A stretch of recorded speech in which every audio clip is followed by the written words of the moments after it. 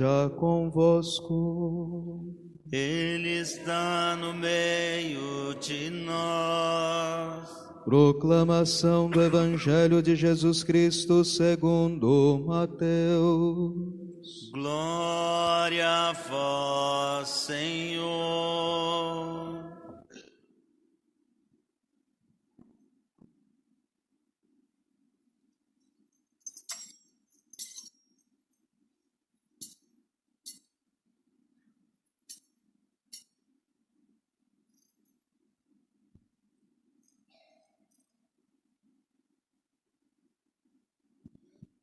Naquele tempo, Jesus foi à região de Cesareia de Filipe e ali perguntou a seus discípulos: quem dizem os homens ser o Filho do Homem?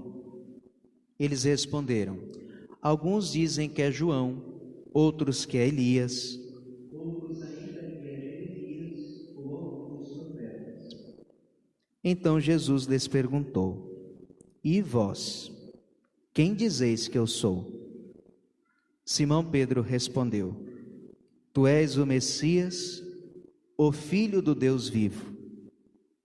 Respondendo, Jesus lhe disse: feliz és tu, Simão, filho de Jonas, porque não foi um ser humano que te revelou isso, mas o meu Pai que está no céu. Por isso eu te digo que tu és Pedro, e sobre esta pedra construirei a minha igreja. E o poder do inferno nunca poderá vencê-la. Eu te darei as chaves do reino dos céus. Tudo o que tu ligares na terra será ligado nos céus. Tudo o que tu desligares na terra será desligado nos céus. Palavra da salvação. Glória a vós, Senhor.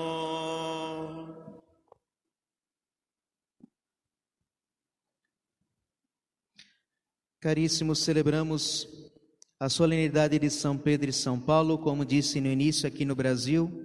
Celebramos no domingo para que possa ser celebrado com maior solenidade e porque é um dia santo de guarda, de preceito, ou seja, nesse dia vale como, no dia 29 seria, vale como um domingo e é um pecado grave não ir na missa nesse dia. Como no Brasil não é feriado, não é um dia... civilmente não é um dia de guarda, então a igreja transferiu para o domingo, com a autorização da Santa Sé, claro, para que não ocorra o perigo de alguém não poder participar dessa missa. Pois bem, São Pedro e São Paulo são ditos, chamados as colunas da igreja. A fé de Pedro e a fé de Paulo é o fundamento da nossa fé. O que isso significa? O que significa o fundamento da nossa fé? Significa que nós não cremos em qualquer coisa e que não é qualquer um que ensine qualquer doutrina que se diga cristã que é cristão. Nós seguimos a doutrina dos apóstolos, doutrina esta pelo qual eles viveram e deram as suas vidas. É esta doutrina que nós queremos viver e morrer. Portanto, o que creu Pedro e Paulo nós cremos, e o que não creram Pedro e Paulo nós não creremos.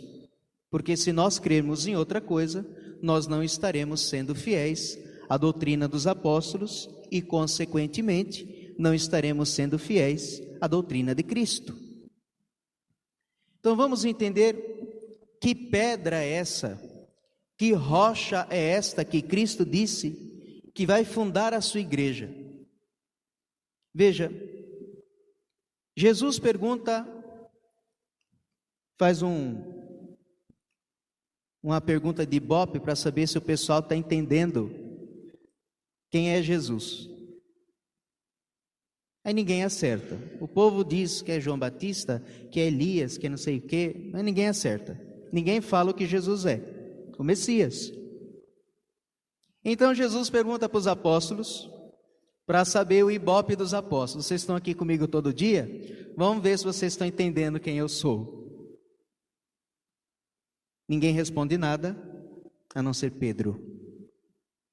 E Pedro faz uma profissão de fé que para o povo de Israel é estranho.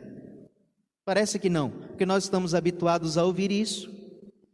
Mas Pedro diz duas coisas sobre Jesus. A primeira coisa que Jesus disse é que ele é o Messias.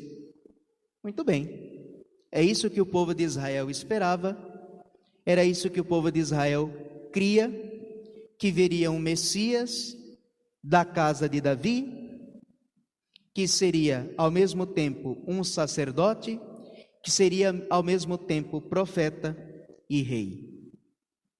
Era isso que se esperava, mas era um poder humano, um poder religioso e político, mas deste mundo. Mas eis que Pedro acrescenta alguma coisa que ninguém do Antigo Testamento nunca esperou, que não era a fé do povo de Israel. Ele diz: tu és o Messias, o Filho do Deus vivo. Opa! Isso é novidade. Pera lá, que o Messias é profeta, que o Messias é rei, que o Messias é sacerdote, tudo bem. Mas nós não sabíamos que ele ia ser Deus. Claro que quando você olha para as Escrituras, você vê que é Deus. Porque o próprio Davi diz: palavra do Senhor ao meu Senhor, assenta-te ao lado meu direito. Ou seja, o Messias é Senhor da casa de Davi, não é um homem comum. Mas Pedro tem esta revelação. Pedro tem aqui uma revelação do Espírito Santo. Não é uma coisa que a razão pode entender por si. E o próprio Jesus afirma isso. Feliz és tu, Simão, filho de Jonas, porque não foi um ser humano que te revelou isso, mas o meu Pai. Então agora Jesus confirma: sim, ele é meu Pai que está nos céus. Portanto, esta é a grande profissão de Pedro, de fé de Pedro, que mostra a que Cristo veio. Ele é Deus.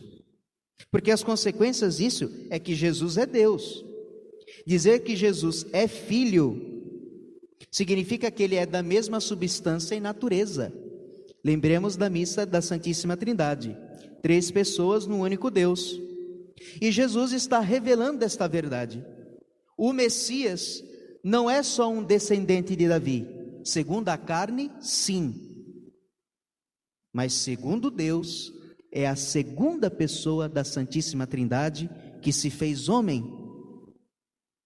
A consequência disso é que Jesus é uma pessoa divina que possui duas naturezas verdadeiras.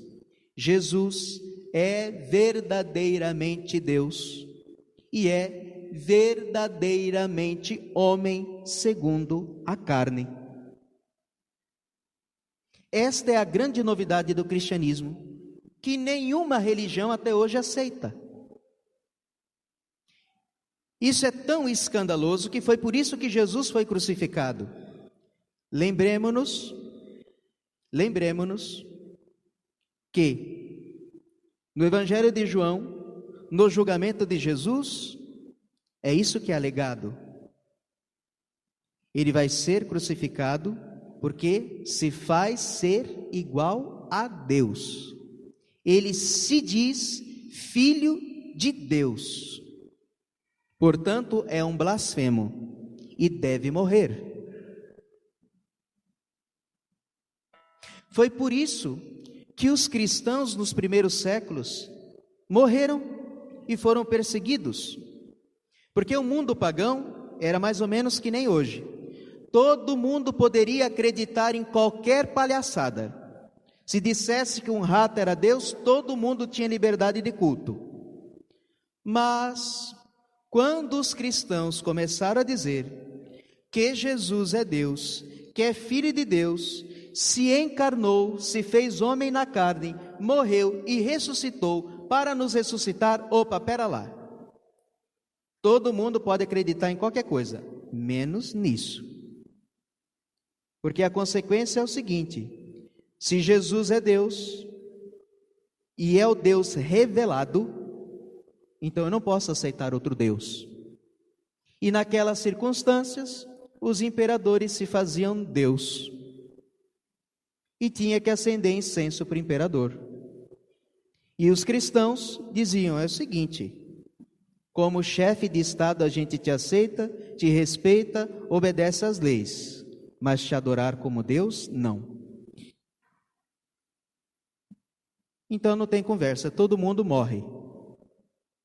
Milhões, milhares e milhares de cristãos, durante os primeiros séculos da igreja, foram mortos porque creram que Jesus é o Filho de Deus, Deus com o Pai no Espírito Santo. Esta é a grande verdade da nossa fé. E foi por isso que Paulo deu o seu sangue, foi por isso que Pedro deu o seu sangue, crucificado de cabeça para baixo. Porque professou até o fim a fé de que Jesus é o Filho de Deus, o Deus verdadeiro, o Deus que criou o céu e a terra, o Deus que todo ser humano procura, o Deus que todas as religiões procuram, mas não souberam encontrar. Este Deus, o Deus verdadeiro, se revelou e disse quem é, e mandou o seu próprio Filho para nos remir. Esta é a verdade.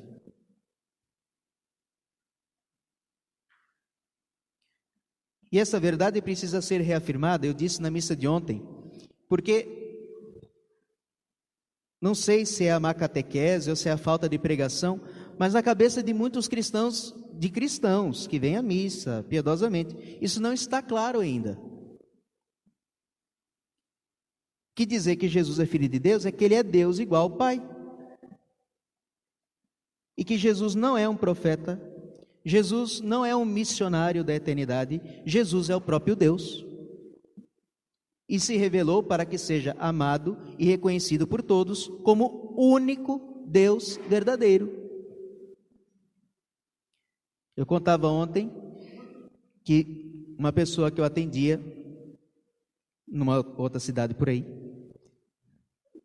vinha trazer umas coisas, ela acompanhava sempre o padre Reginaldo Manzotti, etc., que lhe tinha ajudado muito no seu processo de conversão, de volta para Deus. E aí ela disse assim: padre, só que tem um problema, tem uma pessoa na minha família que não gosta do padre Reginaldo Manzotti. Eu falei: mas por quê? Porque o padre Reginaldo Manzotti diz que Jesus é Deus. E eu conheço essa pessoa, esse parente, e é gente que vem na missa todo domingo, que ajuda na igreja, que ajuda nos encontros da igreja, e não sabe que Jesus é Deus, e fica brabo quando o padre Reginaldo Manzotti diz que Jesus é Deus. Tem outras histórias por aí, mas não preciso contar. Então, aí daquele dia em diante eu fiquei veaco, eu falei: não, o negócio não é tão óbvio assim. Então, para que não reste dúvidas, Jesus é Deus, e não foi dado nenhum outro nome para que sejamos salvos, a não ser este. E ao nome de Jesus se dobra todo o joelho no céu, na terra e nos infernos. É isso que está na Escritura. Não tenhamos dúvida, Jesus é Deus. E o mundo tem odiado esta verdade durante séculos. No mundo há sempre uma guerra de tentar separar essas coisas. Desde o início do cristianismo, tinha uma turma que não aceitava que Jesus tinha se feito homem. Não, Deus não pode se misturar com o mundo material. Deus criou o mundo, deu a corda no mundo, e nós que se viramos com o mundo aqui. O homem tem que se fazer a si mesmo.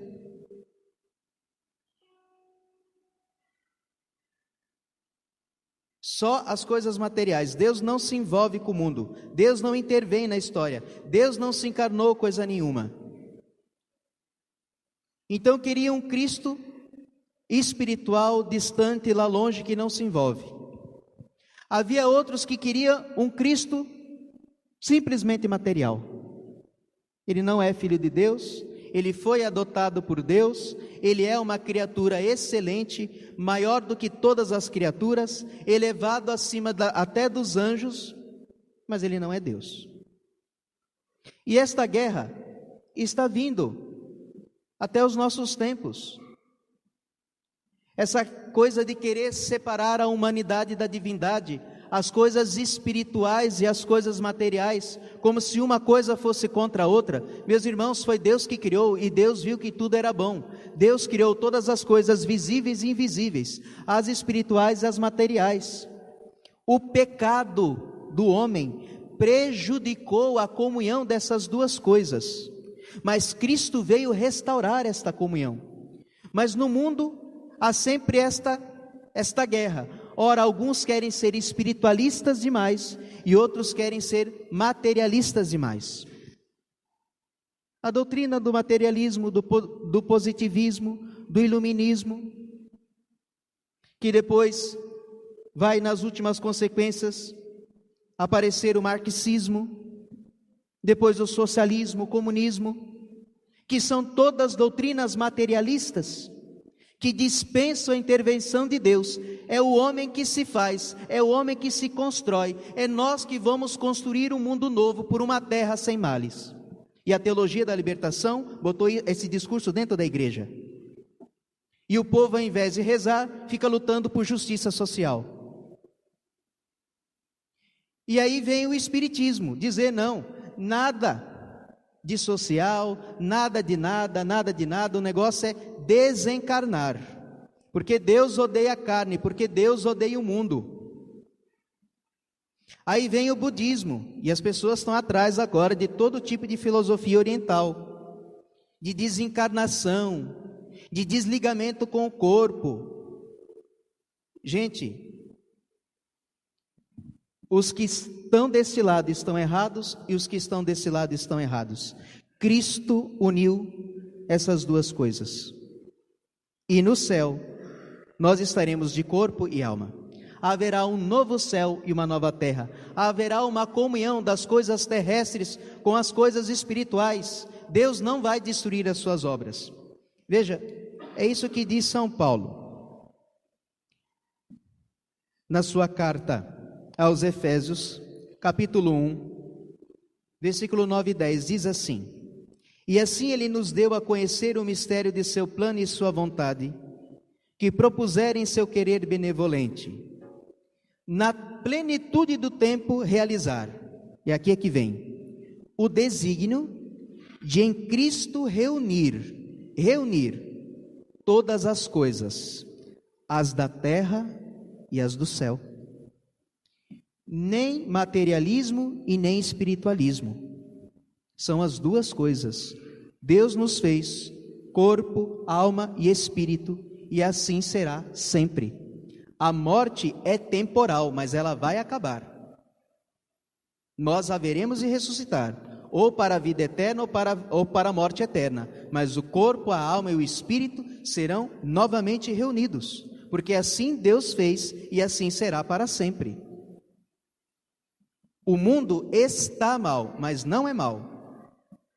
As criaturas estão más, mas não são más. Deus não criou o mundo mal. Deus viu que tudo era bom. Esta é a verdade da nossa fé. Essa é a consequência última da nossa fé. E quando nós dizemos que nós precisamos estar firmes na fé de Pedro e de Paulo, significa isso. Portanto, meus irmãos, é muito fácil desviar da doutrina. É muito fácil cair em um desses dois extremos. Mas Cristo nos dá o caminho do equilíbrio, da união dessas duas coisas.